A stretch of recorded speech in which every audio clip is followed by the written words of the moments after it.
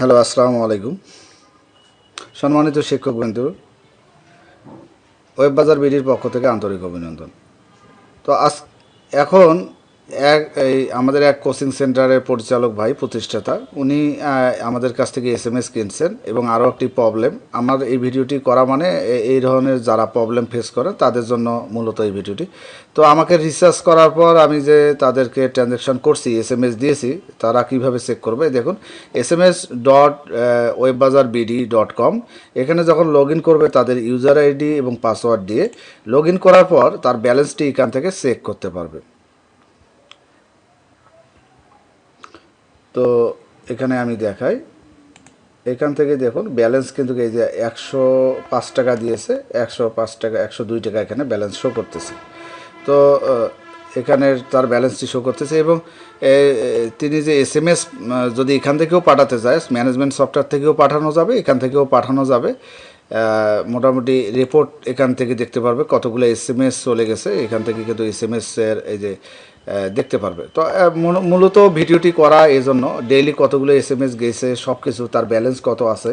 তো এটি এই প্রবলেম অনেকেই ফেস করে। ইএসডে যদি দেই, টুডে দেই, লিস্ট ভিউ দেই, তাহলে এখানে যতগুলো এসএমএস পাঠাবে তার সবগুলো এখান থেকে শো করবে। দেখুন আজকে ব্যালেন্স ছিল না, উনি একটি এসএমএস পাঠিয়েছে, পাঠানোর পর তার এখান থেকে শো করতেছে ইনভয়েস নাম্বার, এটি সে পাঠিয়েছে, তার এখানে রিজেক্ট দেখাচ্ছে, অর্থাৎ ব্যালেন্স ছিল না, এজন্য এটি রিজেক্ট। এখন যদি এসএমএস পাঠায় সেটি কিন্তু স্ট্যাটাস দেখাবে যে হ্যাঁ ওকে।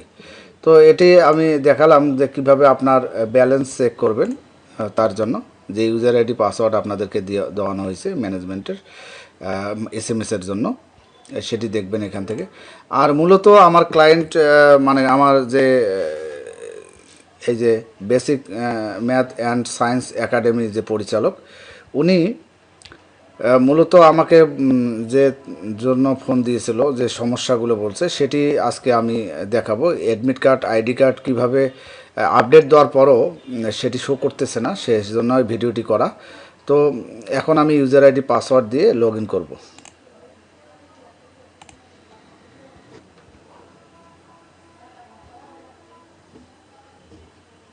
দেখুন আমি লগ ইন করলাম, তার দেখুন লাইভ এখানে দেখাচ্ছি, আপনারা ভালো করে দেখুন। সরাসরি কিন্তু তার যে ওয়েবসাইটটি আছে আমি ভিজিট করতেছি।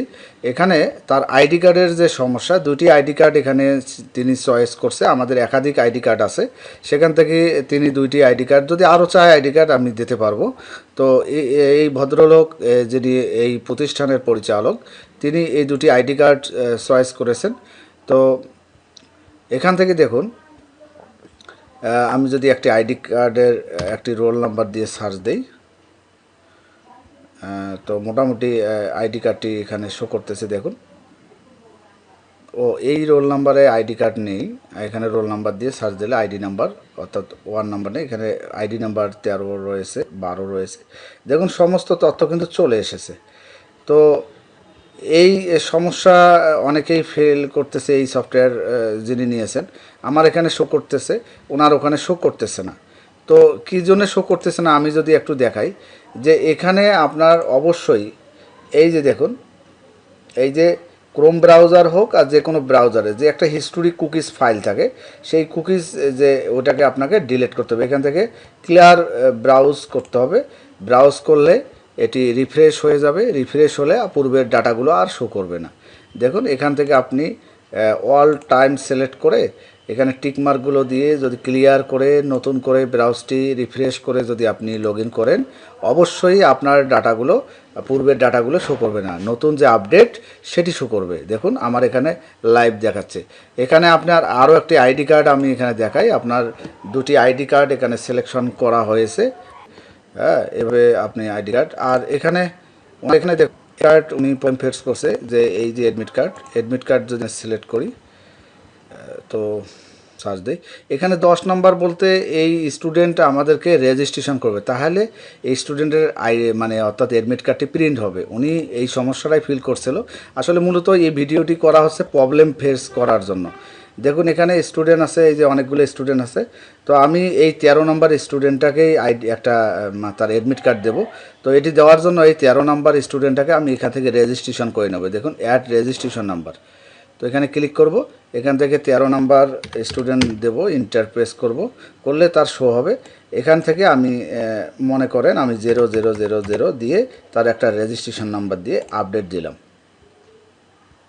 এখন এই ছাত্রটা যদি আমি অ্যাডমিট কার্ড প্রিন্ট করতে চাই, তাহলে এখান থেকে অ্যাডমিট কার্ড প্রিন্ট, এখান থেকে এখন 13 নাম্বার আইডিটি আমি যদি সার্চ দিই, তাহলে মোটামুটি তার দেখুন আমি 3 নম্বর আইডিটি দেখি, আসলে ওটা ওই আইডিটির সমস্যা দেখতেছি। আমি 1010 দিলাম, দিয়ে আপডেট দিই। এখন যদি অ্যাডমিট কার্ডে ক্লিক করি, 3 নম্বর আইডিটি আমি সার্চ দিই,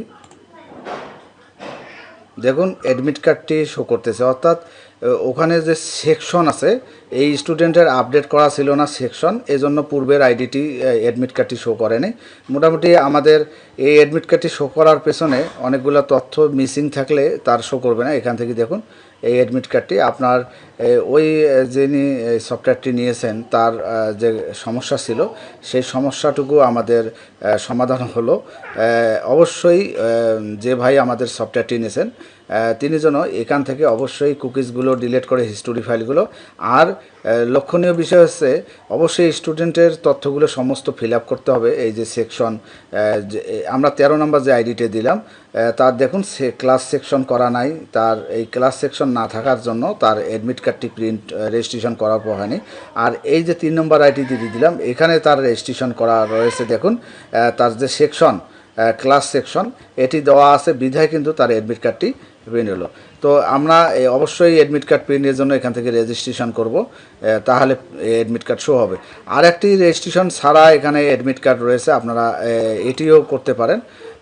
এখান থেকেও আপনি অ্যাডমিট কার্ডটি 3 নম্বর আইডি যদি সার্চ দিই, দেখুন এখানে তার শো করবে।